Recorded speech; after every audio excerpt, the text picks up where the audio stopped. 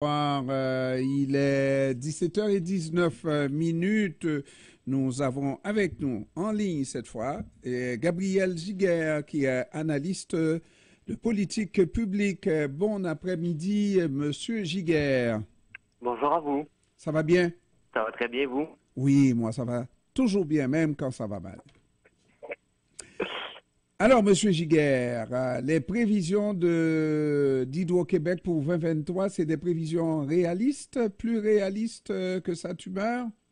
Ben, ce qu'on constate essentiellement, c'est que si on voit qu'il y a une hausse importante dans les projections d'Hydro-Québec pour la demande future. Essentiellement, auparavant, on était sur 25 TWh d'augmentation entre 2023 et 2032. Aujourd'hui, pour 2024-2035, on parle de 60 TWh, ce qui équivaut essentiellement à 25 d'électricité produite par année. Ça, c'est un montant qui est énorme. Et d'aujourd'hui à 2050, ce qu'on nous dit là aujourd'hui dans la projection d'Hydro-Québec, c'est on va avoir besoin d'un autre Hydro-Québec essentiellement en puissance. Donc, il va falloir doubler la production et c'est une bonne chose d'avoir les bons chiffres qui sont plus réalistes, mais en même temps, ça nous met devant le fait que il va falloir changer le cadre réglementaire parce qu'actuellement, ça va être très compliqué de doubler la production en moins de 30 ans. Doubler la production en moins de 30 ans, ça veut dire un autre, vraiment, vous l'avez dit, Hydro-Québec pour les Québécois et ce, sans qu'on prévoie une augmentation exponentielle de la population, là. Effectivement, là. Donc, dans le contexte actuel, évidemment, il y a une projection démographique, mais pour ce qui est de l'énergie, c'est 2 fois plus élevé. Mais si on se concentre sur les 13-15 prochaines années, eh bien, Hydro-Québec, le PDG nous dit, on va miser beaucoup sur l'efficacité énergétique et les éoliens, les barrages. C'est une bonne chose, mais en même temps, on constate ici que ça prend une aide des entrepreneurs. Il faut libéraliser, il faut délier les mains des gens qui sont prêts à vendre directement à des entreprises qui ont des projets de développement économique. Parce que la dynamique actuelle, c'est que Hydro-Québec a en quelque sorte le monopole. Donc, si vous voulez avoir une entreprise avec un parc d'éolien, avec un parc de panneaux solaires, c'est pas possible de vendre votre électricité que vous produisez à quelqu'un qui veut avoir une usine de batterie, par exemple, ou une manufacture. Il faut que ce soit Hydro-Québec.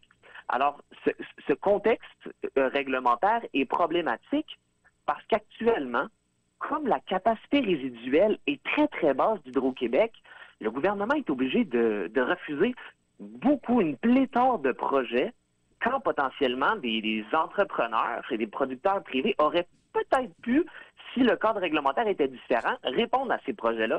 Alors, ça va nécessiter une certaine souplesse à cet égard, parce que sinon, c'est difficile d'atteindre les cibles. Mais j'ai déjà entendu dire qu'on avait de petits barrages privés ici au Québec et qui revendaient à Hydro-Québec.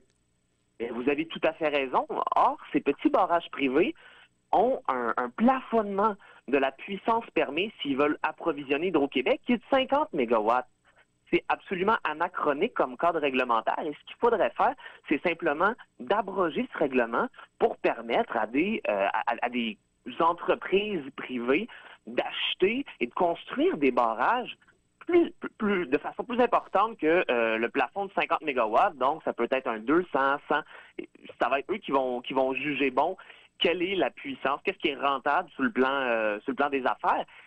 Mais actuellement, c'est pas possible d'un barrage de plus de 50 mégawatts de vendre directement l'électricité produite à Hydro-Québec. Alors ça, c'est un autre exemple j'ai envie de dire, du cadre réglementaire trop restrictif. Et ce qu'il faut voir également, c'est que d'abroger ce règlement et de permettre des barrages plus élevés, ça s'inscrit dans une ligne directe qu'on a entendu répéter souvent aujourd'hui par le PDG d'Hydro-Québec. On veut aller de l'avant avec une réconciliation économique avec les Premières Nations. Mais c'est le genre de mesure qui permet d'aller de l'avant parce que, on le sait, beaucoup de potentiels hydroélectriques sont proches des territoires des Premières Nations. Et donc, un changement réglementaire permettrait de s'approcher et permettrait aussi d'offrir des emplois de qualité et des redevances à ces Premières Nations. Donc, c'est le genre de réglementation qu'il va falloir changer pour s'assurer, justement, que l'ensemble des efforts est déployé, pas juste d'Hydro-Québec, mais aussi du secteur entrepreneurial, pour venir répondre à la demande qui explose essentiellement, là.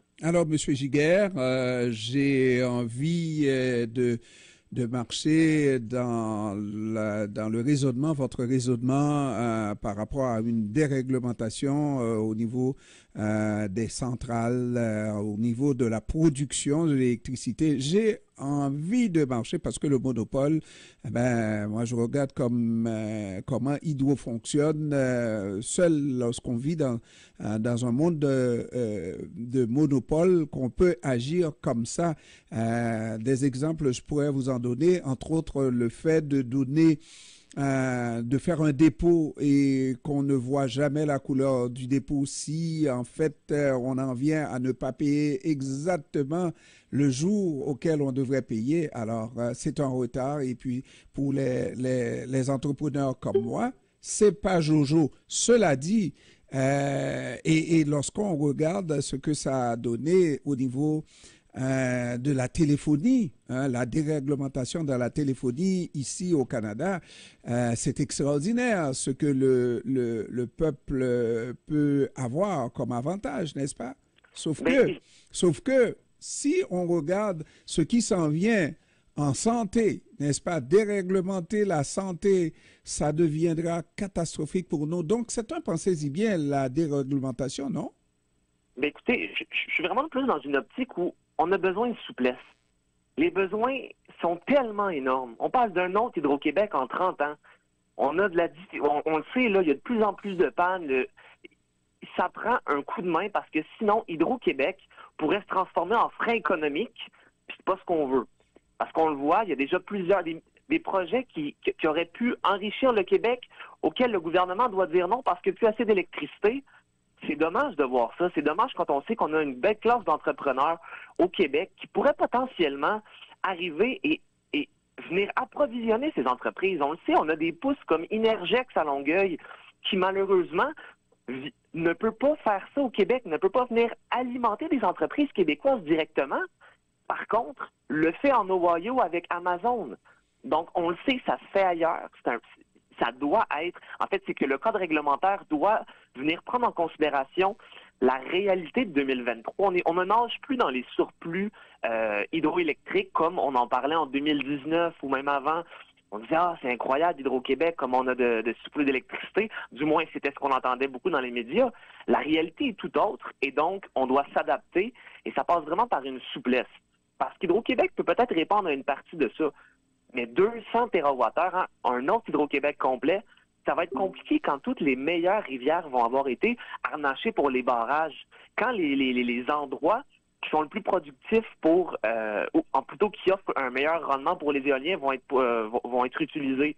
Alors, il faut déjà penser plus tard et il faut s'assurer de conjuguer les efforts pour permettre justement aux entrepreneurs. Parce qu'aujourd'hui, on le voit, on refuse des projets de développement économique. C'est dommage parce que, potentiellement qu'il y a des gens qui pourraient répondre présent. Et ce que ça veut dire, c'est que ces entrepreneurs-là, c'est soit on s'en va en Ontario, soit on s'en va aux États-Unis, soit le projet meurt. Parce qu'il n'y a pas d'alternative aujourd'hui. On se fait dire non. Tandis que si on pouvait avoir un cadre réglementaire qui permettrait une alternative, ce serait beaucoup plus intéressant à cet égard. Mais la première des choses, est-ce qu'il ne faut pas voir le verre à moitié rempli? Parce que lorsqu'on le Premier ministre a parlé de projets, grands projets d'hydroélectricité, peut-être un autre BJAMS, etc., on s'est dit, il faut commencer par voir sur quelle rivière on va faire ces projets-là, etc. Mais les rivières existent pour commencer, pas vrai? Au moins, on a ça, M. Giguère. Écoutez, c'est une bonne chose de voir qu'il y a une réelle volonté politique de répondre aux projections en augmentant l'approvisionnement.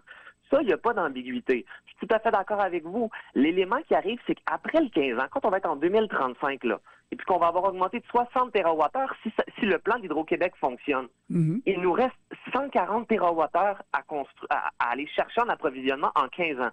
Alors, c'est plus que le double que ce qu'Hydro-Québec compte faire en 13 ans. Vous voyez à quel point l'ampleur du défi, c'est assez impressionnant. Et c'est là qu'on se dit, même s'il y a des rivières, on pense que le gouvernement actuellement a une bonne volonté, est bien intentionné, mais a besoin du renfort du secteur entrepreneurial qui peut venir mettre les mains à la pâte et venir contribuer à approvisionner le Québec davantage que ce qu'il fait aujourd'hui. C'est comme ça, on pense que ça va être possible d'atteindre les objectifs. Peut-être que quand ces temps-là, tout le monde va travailler pour Hydro-Québec. Et là, on va encore manquer de main-d'œuvre. Ah ben là, je penserais pas. Là. Je pense qu'on va déjà avoir. Je pense que les politiciens vont avoir déjà passé le changement réglementaire pour permettre à des entrepreneurs avant que tout le monde travaille pour Hydro-Québec, je vous avoue. Ben oui, mais travailler pour l'électricité au moins, même si on travaille avec le privé, ben on travaille quand même pour Hydro-Québec, indirectement. On travaille surtout pour la société québécoise, je pense, qui a besoin de cette électricité-là pour assurer la prospérité. Puis c'est pour ça essentiellement que je vous dis, il ne faut pas tout mettre les œufs dans le même panier d'Hydro-Québec. Hydro-Québec fait son travail. Il y a des gens qui peuvent intervenir pour aider. Puis au final, c'est pour la prospérité de notre société, la prospérité des générations futures. Donc c'est pour ça que c'est important de s'assurer de ne pas rentrer dans une forme de dogmatisme où ça doit juste être à Hydro-Québec quand le secteur entrepreneurial peut venir contribuer non seulement à l'approvisionnement, mais qui dit contribuer à l'approvisionnement veut dire également contribuer à la richesse et à la prospérité du Québec. Gabriel Giguère, est-ce que vous vous dites même, si vous avez raison, que ça va prendre beaucoup de temps avant de voir le gouvernement se départir de ce droit d'aînesse d'ici au Québec et décider de déréglementer ce secteur de l'électricité? Ça va prendre beaucoup de temps. J'espère que les poules n'auront pas de dents entre-temps. Mais écoutez, à cet égard-là, ce qu'il faut dire, c'est que le plan d'aujourd'hui met la table pour un projet de loi à venir par le ministre de l'Énergie. Alors, dans la prochaine, avant l'été, très certainement, on devrait voir ça, là, un projet de loi. Et on espère que dans ce projet de loi-là, donc dans moins d'un an, bien entendu, on puisse voir des changements réglementaires qui viennent répondre à l'ampleur du défi. Et la question de la libéralisation, c'est-à-dire, Hydro-Québec existe, mais on permet à des joueurs indépendants de venir vendre directement de l'électricité. Cet élément réglementaire-là devrait être ajouté très certainement dans la réforme. Et vous dites que ça ne serait pas pour produire pour Hydro-Québec et vendre donc à Hydro-Québec, mais vendre directement, on ne verra pas ça du jour au lendemain, là. Vendre directement à des particuliers, vendre directement à des promoteurs, autres. Ouf. En fait, c'est que, d'une part, oui, vendre à Hydro-Québec, j'ai aucun problème, là. Et ça se fait déjà aujourd'hui avec l'éolien, puis vous l'avez bien dit également en début, quand vous parlez de petits barrages hydroélectriques, ça se fait déjà. Donc ça va continuer, puis c'est correct que ça continue. Ce que je dis, c'est qu'il faut innover, puis il faut permettre. Déjà, commençons par des projets industriels, des projets commerciaux. Yeah. Déjà, ça pourrait être bien de permettre à quelqu'un, à des entrepreneurs, une belle classe d'entrepreneurs au Québec. Pourquoi les producteurs indépendants ne peuvent pas vendre directement? De toute façon, il y a bien des projets qui se font dire non, parce qu'Hydro-Québec n'a pas la capacité. Donc, on n'a pas d'alternative. On vient pas, des fois, j'entends, là, on va chercher du potentiel d'Hydro-Québec, mais non. On voit plusieurs projets qui verront pas le jour, puis ils n'ont pas d'alternative parce que les entrepreneurs ne peuvent pas vendre directement. Alors, c'est vraiment une souplesse réglementaire qui est nécessaire pour s'assurer de répondre à l'ampleur du défi. Gabriel Giguère, analyste en politique publique, je vous remercie d'avoir pris du temps de nous parler, Monsieur Giguère. Merci beaucoup à vous. Merci. Au revoir. Au revoir.